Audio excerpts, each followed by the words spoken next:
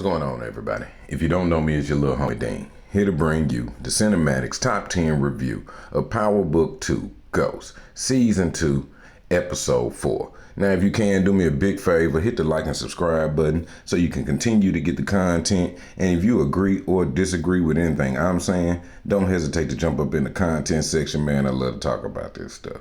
Now, all right, boom. So we jump it off here, man, and we got... All right, we got Professor Milgram sitting over here outside waiting on damn Zeke in some dark fucking forest or park or something like that, and she doesn't know, and then Monet pops up, busts out the window for no damn reason, and gets to talking crazy to her like she told her to quit messing with the nephew. Now, you also told your nephew to quit messing with her. Neither one of them listened, but you come up pulling a pistol out on her. And now you're gonna tell this frightened, scared civilian to motherfucking find out who killed the fucking Professor Jabari for you, instead of you actually goddamn getting some street niggas or a detective or finding somebody linked up with Ramirez, anything to be able to help you out. They jump it over here to Davis and Sachs over here shopping for cars. Then Christmas Sweater walk in talking about, you know what I mean, he need him to cover Zeke and everything about the weapon and everything that was found at the murder scene, which has not been put in the news yet. So Sachs, immediately acting like a damn cop, starts asking him things, and David's like, man, hey, he just told you not to ask him about it. So we got the information. He's our client, not a suspect. Leave him the fuck alone. And he tells Sachs he better figure it out. He ain't getting a Porsche 911 for Christmas.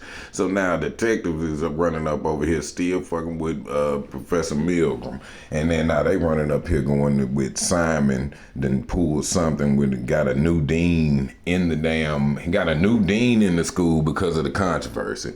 And then got Tate hired to be the liaison with the NYPD on figuring out who murdered Jabari. Then Simon get up and let the detective know everybody work for me while the dean standing right there. So it just let you know how much power Simon got, all the time. So Tate still over here trying to holler at Professor Milgram and don't want to let her, don't want to let everybody know what he heard coming from the cop and, when he was eavesdropping and shit from the office. Now these niggas over here, Tate is just still trying to holler at her. So I don't get, what he just trying to get him some pussy. And she acting like she gonna play tough now, but I know they gonna get it down before the season over with for sure. So but she tell him that, if you help this black boy get off, that'll help you to get elected and all that shit. So now he in a whole nother mind frame. So now you got Monet sitting over here done hollered at damn Davis. Now she's gonna pay Davis $1 million for Zeke motherfucking shit. But then when it come down to it, they done had this lock, the dude in there with the windows. You trying to tell me that he done came in here to check them windows and you left him there, but you got $1 million in your safe? And then he done left, did the windows, and days later, you haven't checked to make sure the $1 million is in your safe? Now, the daughter paid Davis, I guess, $1 million out of the safe to try to start getting her daddy out, to hide her ass out. But now, before you even ask anybody in the family, do you know anything about the money in the safe? You got the window guy beat up down on the ground with a pair of fucking pliers, and you done took, his ear, what is this beside him, his ear off? And then you ask him 2-3 times, does he have it? He say, man, I'll find it for you because you done took his fucking ear off and got a pistol to his fucking head. And then he say he can find it, well, fuck it, you don't know where it's at, and kill him?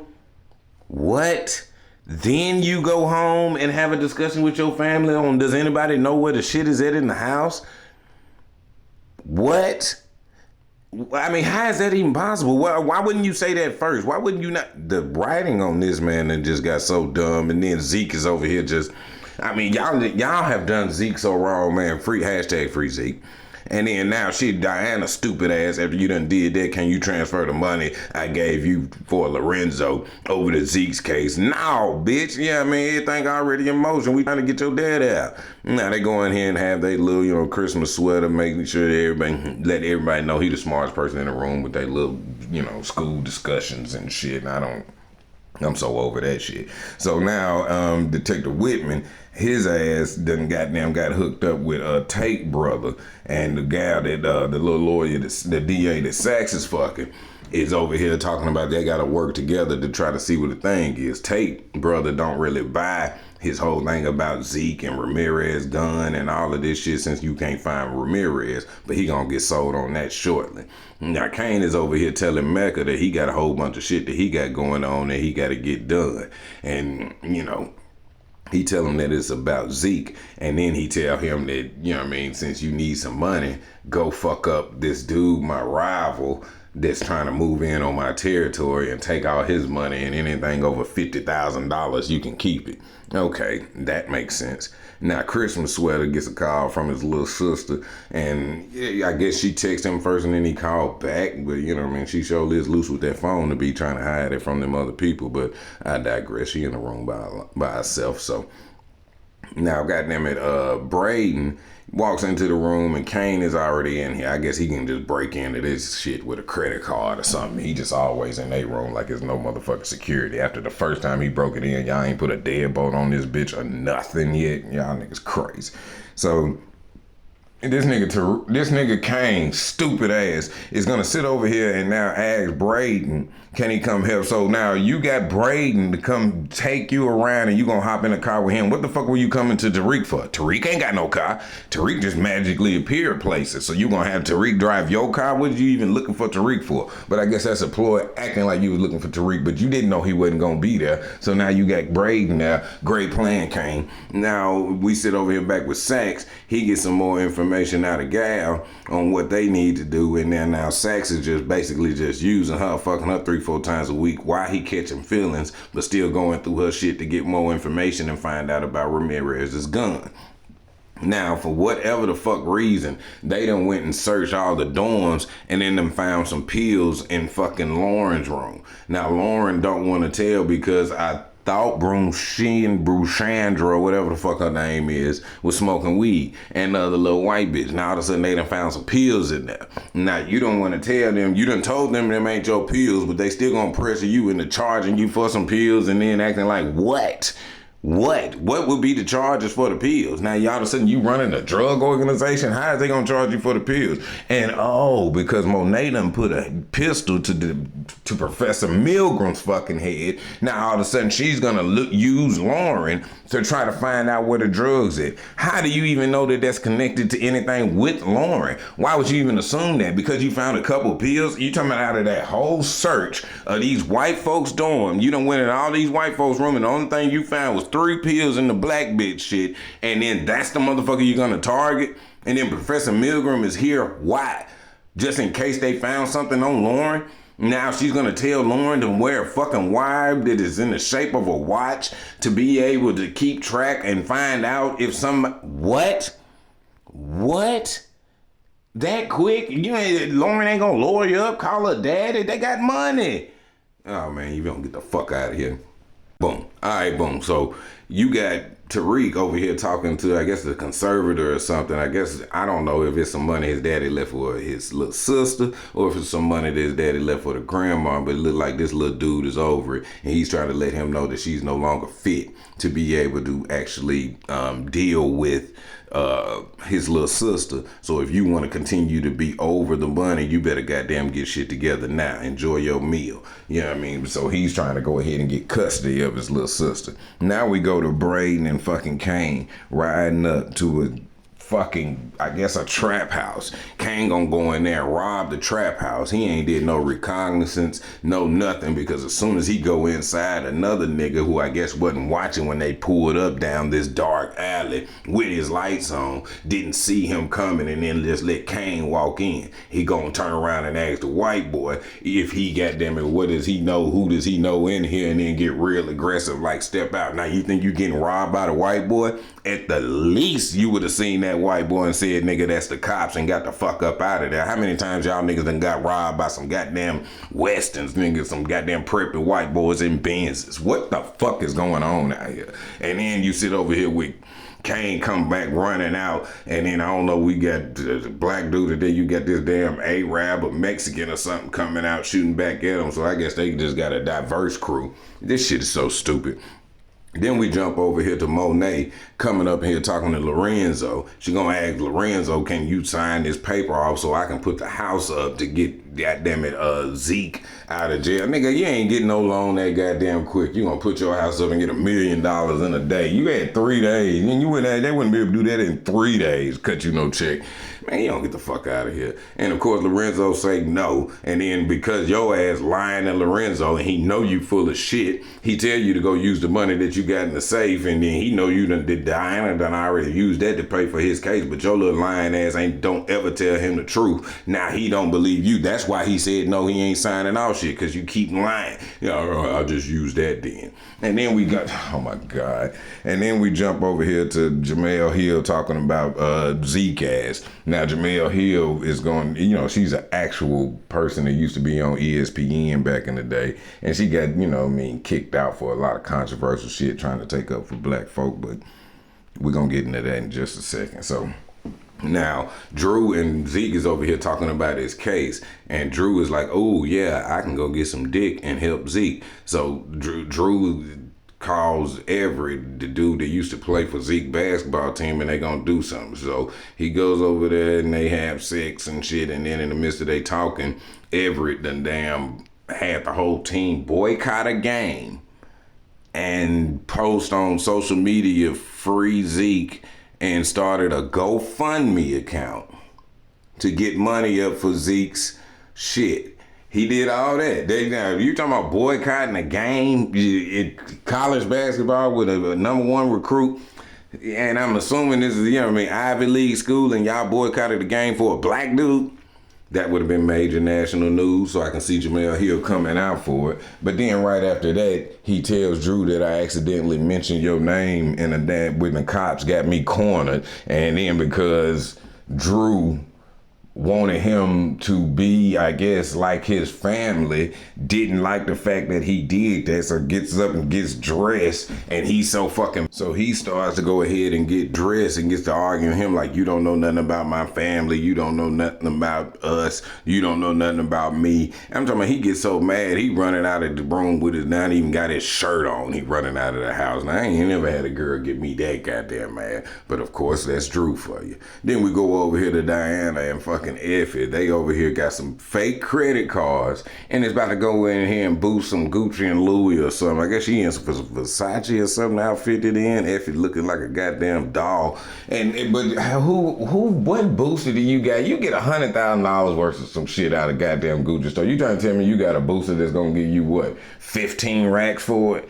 Damn, what is the purpose of even doing all of this just to get 15 racks for it? And you wouldn't even get that out of a real booster. Then they had some stupid girl power conversation about don't fuck Tariq because he gonna fuck your life up. And Diana's a virgin thinking about fucking. And out of all the people, y'all talking about the Christmas sweater out this bitch. I don't even get it. And I told y'all at the beginning of the season that Drew was over here mad about some goddamn dick or upset about some dick, thinking about some dick. And that's the only reason why he come over here and hit this reporter who outside of his own house where Monet and them at, where y'all sell drugs at, keep stashes at, do deals at, all this fucking goofy ass shit. And then now you gonna pop on a fucking reporter outside of there that Zeke is actually outside talking to on his own.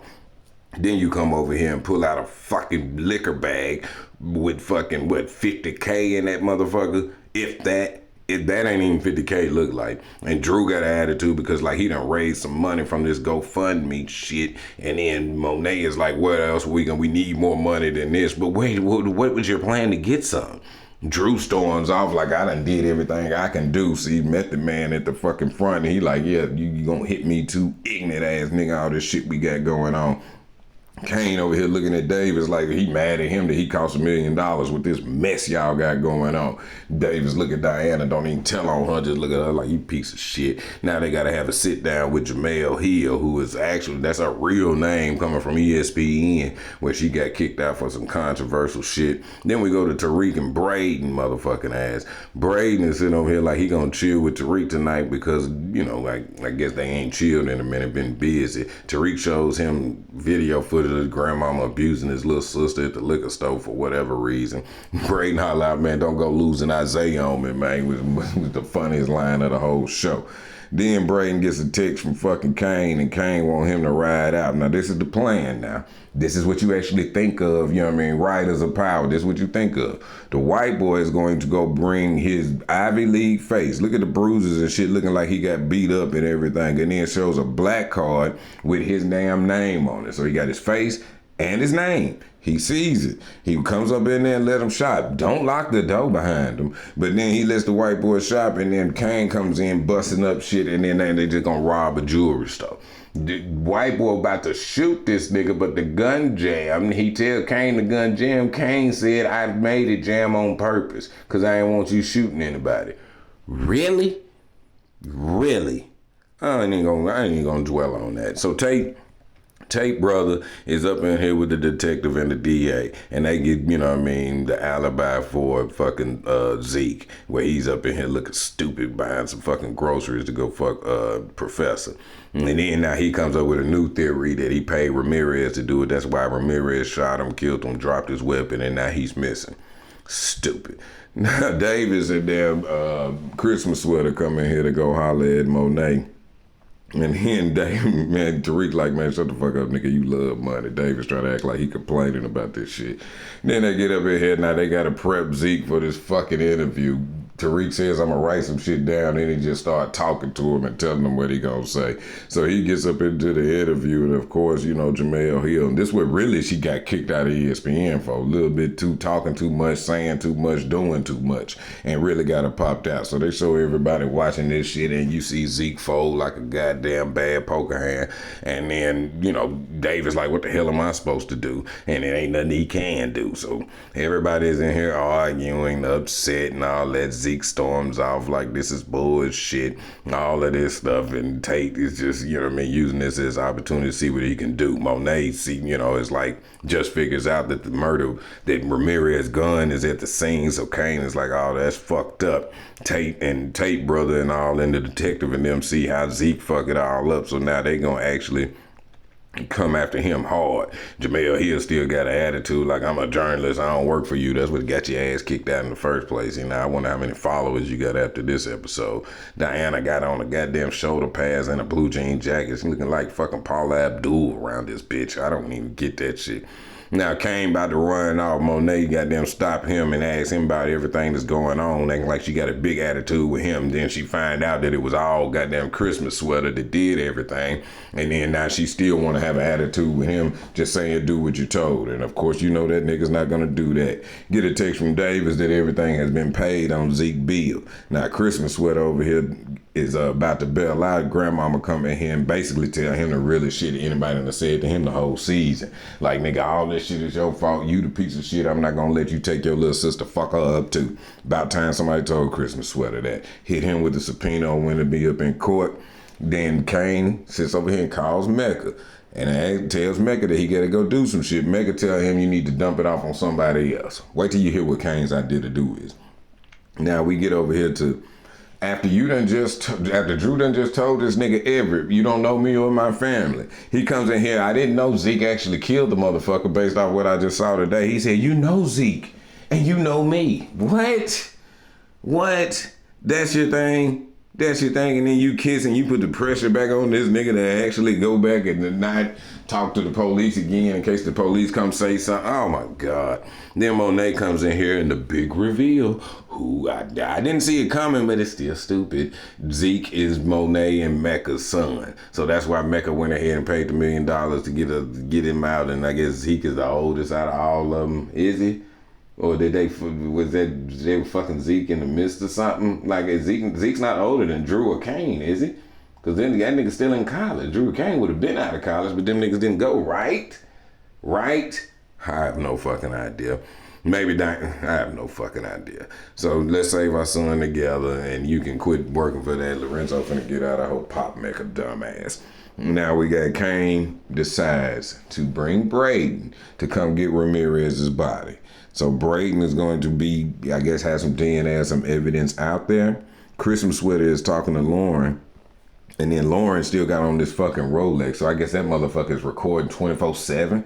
And then now you're just wearing that, you're just putting that motherfucker on all day. In case any student, anybody say anything about some drugs, no matter who it is, you just gonna get some motherfucking shit on tape. So you just wearing this shit, it's recording 24/7. You ain't no sting operation, ain't no go talk to this person, put this on, none of that normal shit. You just got it on all day long.